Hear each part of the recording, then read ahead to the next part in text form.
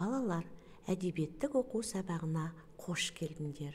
Біз бүгін сендермен әдебиет сабағында 52-ші сабақ тазалық, денсаулық кепілі тақырыбын өтетін боламыз.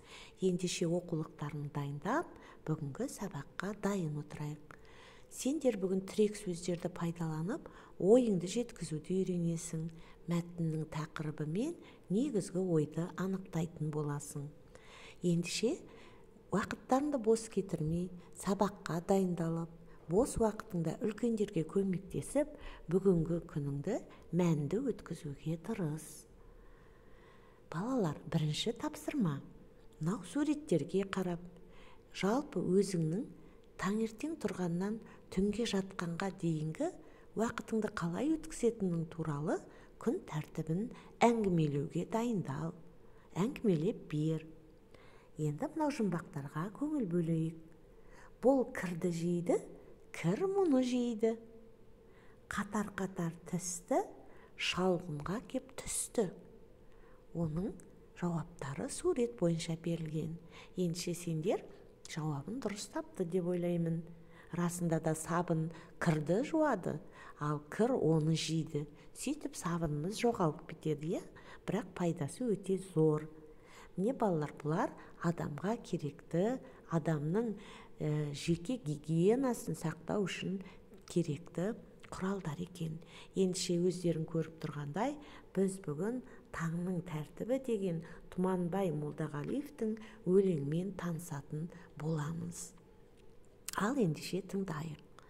Сағат 7 болды, жуу керек беті қолды, шашты да тарау керек, айнаға қарау керек. Ұйқыны қуу керек, таң ата тұру керек.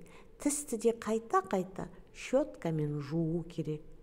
Тамағы жөндеп, әлден, кіргізіп бойға дәрмен, мектепке бару үшін дайындық керек әбден. Міне балалар, бұл өлеңдегі щетка деген сөз, ол тісті тазалайтын құрал екен білесіңдер, және ол орыс тілінен енген сөз. Әлден, оның синонимі күш жина, мықты бол деген сөзді білдіреді екен. Ал әлдену үшін балалар ең бірінші дұрыс тамақтану керек. Міне балалар, суретте көріп тұрғандай, адамның тазалық сақтау үшін керекті құралдар үнемі өзімен бірге болу керек. Аптасына 2 рет суға түсіп, күнделікті тісіңді тазалап, шашыңды тарап, әдемі болып жүрген ол өзіңе де пайдалы, және сыртқа да көзге жақсы көрінетін боласыңдар. Сендерге енді үйге тапсырма. Балалар, өлеңді мәнерлеп қайта-қайта оқыңдар, түсініңдер, және мынау сұраққа жауап беруге дайындалыңдар. Ұйқыны қуу деген ол не үшін керек? Осыны әңгімелейсіңдер. Және дәптерлеріңді ашып, сергек жүру үшін не істеу керек деген сұраққа жауаптар жазыңдар. Келесі 5-ші тапсырма, ол өлеңдегі ұйқастарды табу. Мысалы, мынау өлеңнің 1-ші шумағын көрейік.